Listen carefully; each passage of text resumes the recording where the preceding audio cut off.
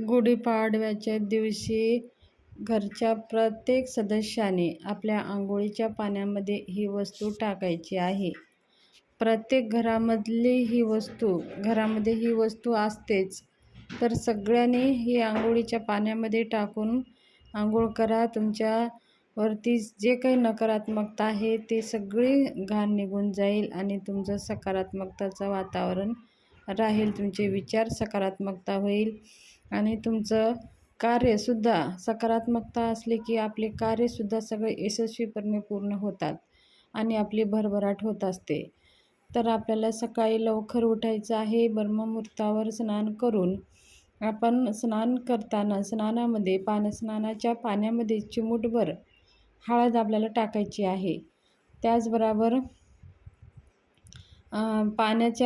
पाण्यामध्ये कडुलिंबाचे 2 पानं टाकायचे आहेत आणि हे टाकून आपल्याला अंघोळ करायची आहे. गुढीपाडव्याला कडुलिंबाच्या पानाचं खूप महत्त्व आहे. ह्या दिवशी नवरात्रीसुद्धा सुरू होत आहे आणि आपण गुढी उभा करत असताना कडुलिंबाच्या पाना बांधूनच आपण गुढी उभारत असतो. म्हणून कडुलिंबाच्या पाण्याचं खूप महत्त्व आहे. म्हणून आपल्या अंघोळीच्या पाण्यामध्ये 2 पानं कडुलिंबाचे आणि चिमूटभर हळद त्या पाण्यामध्ये टाकून अंघोळ करायची आहे. आणि अंघोळ करत असताना हा 2 शब्द मंत्र म्हणायचा आहे. ओम विष्णवे नमः, ओम विष्णवे नमः. मग आपली अंघोळ झाल्यानंतर आपल्याला सूर्याला जल अर्पण करायचं आहे. प्रत्येकाने सूर्याला जल अर्पण करावे. सूर्याला जल अर्पण करणं खूप शुभ मानलं जातं. आणि आपले सगळे कार्य पूर्ण होत असतात. सूर्यदेव असे आहेत की त्यांचं साक्षात आपल्याला दर्शन होत असतं. आपण दुसऱ्या देवी देवतांचं मूर्ती स्वरूपामध्ये पूजा करत असतो, पण सूर्यदेवता हेच त्यांचं साक्षात दर्शन होत असतं. म्हणून सूर्यदेवाला जल अर्पण करणे खूप शुभ मानले जाते. म्हणून स्नान झाल्या आपण सूर्याला जल अर्पण करून मग आपली नित्य पूजा सेवा करायची आहे. आपल्याला माहितीच आहे, अशा 2 पोटली, धनधान्य 2 पोटली आणि आरोग्य पोटली अशा 2 पोटली तयार करायची आहेत. आपल्याला केंद्रामध्ये ह्या पोटली सहज भेटून जाईल.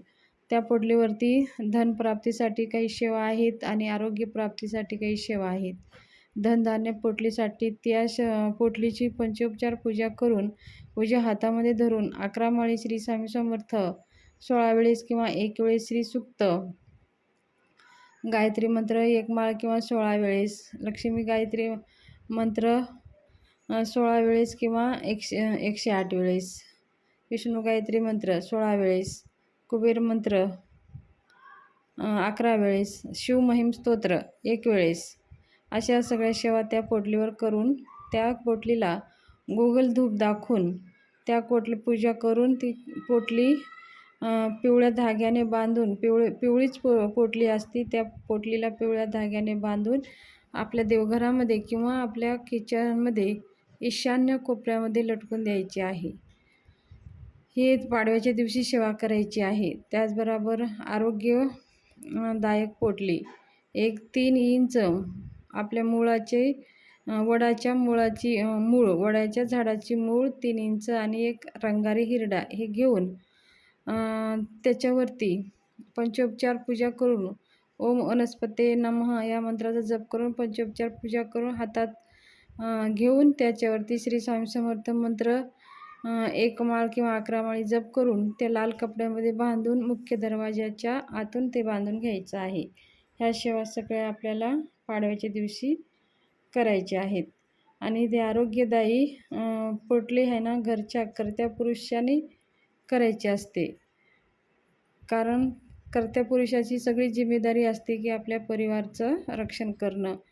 तर ही पोटली कर्त्या पुरुषाने हातात घेऊन उजव्या हातामध्ये घेऊन त्याच्यावरती श्री स्वामी समर्थ मंत्र म्हणून सगळे एकत्र बसून मंत्र म्हणून ती पोटली आपण मुख्य दरवाजाच्या आतमधून बांधून घ्यायची आहे आणि पाडव्याच्या दिवशीच करायची आहे. 12च्या आतमध्ये ही सेवा आपल्याला करून घ्यायची आहे. अशा प्रकारे आपल्याला आरोग्यदायी आणि धनवृद्धी पोटली तयार करून पाडव्याच्या दिवशी, नवीन वर्षाच्या दिवशी हे पोटली आपल्या घरामध्ये बांधून घ्यायची आहे. असे केल्याने वर्षभर आपल्याला कधीही धनाची कमी पडत नाही. अचानक धन येण्याचे मार्ग भेटतात आणि ते आरोग्यदायी पोटलीमुळे आपल्या घरावरती अचानक संकटे, अचानक काही अपघात होत नाही, आजारपणा होत नाही. तर ही सगळं आपलं घराचं रक्षण होतं. म्हणून ही पोटली आपल्याला पाडव्याच्या दिवशीच करायची आहे. इतर दिवशी पण तुम्ही करू शकता, पण काही विशेष दिवसाचे विशेष महत्त्व आहे. पाडवा हे 3.5 मुहूर्तापैकी एक मुहूर्त आहे. म्हणून ह्या दिवशी केलेली सेवा उपाय त्याचे जास्त फळ प्राप्त होत असतात. म्हणून ह्या दिवशी आपल्याला ह्या सेवा करायच्या आहेत. त्याचबरोबर आपण गुढी उभा करायची आहे, नैवेद्य दाखवायचा आहे. ज्या काही आपली रीतिरिवाजी आहेत त्या सगळ्या रीतिरिवाजी आपल्याला परंपरेप्रमाणेच करायचे आहेत.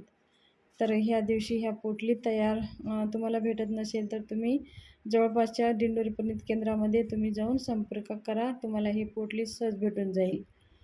तर ही माहिती तुमच्याशी शेअर करायची होती. माहिती कशी वाटली? जर माहिती आवडली असेल तर चॅनलला शेअर करा, सबस्क्राईब करा, लाईक करा आणि जास्तीत जास्त व्हिडिओ शेअर करा, म्हणजेच ही माहिती सगळ्यांना कळेल.